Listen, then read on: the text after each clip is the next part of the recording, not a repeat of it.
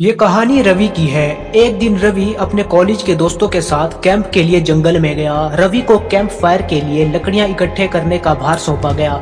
रवि निकला तो सबके साथ था, लेकिन प्राकृतिक सौंदर्य में भटकता हुआ अकेले कहीं दूर निकल गया। अचानक आसमान बादलों से भर गया और गरज के साथ बारिश होने लगी।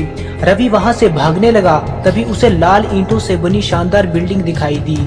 बिल्डिंग रोशनी से चारों तरफ नहाई हुई थी। रवि तेजी से भागकर उस बिल्डिंग में जा घुसा। बिल्डिंग में थोड़ा अंदर चलने पर रवि को किसी ने पीछे से पकड़ा। रवि डर गया था कि ये अचानक से कौन आ गया, पर जब रवि पीछे मुड़ा तो शख्स ने धीमे स्वर में कहा कि मैं कैप्टन विनोद हूँ और ये आर्मी हॉस्पिटल है।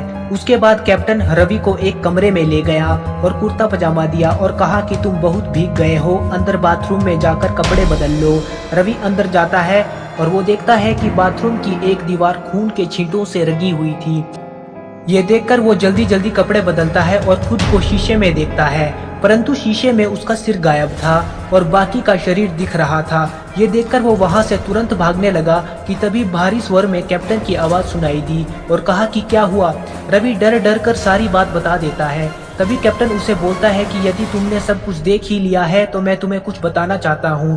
कैप्टन कहता है कि एक दिन दुश्मन देश के दो सैनिक हमारे सैनिक के भेष में एक हमारे ही घायल सैनिक को लेकर आए। हमने उन दो सैनिकों पर इतना ध्यान नहीं दिया क्योंकि हमें घायल सैनिक को बचाना था।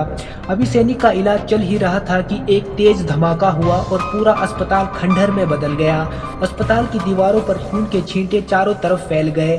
फिर रवि उनसे पूछता है कि आप उस ब्लास्ट में बच कैसे गए। उन्होंने कहा कि ये कहानी आज से 10 वर्ष पुरानी है, परंतु मैं तो 50 वर्ष पहले ही मर चुका हूँ।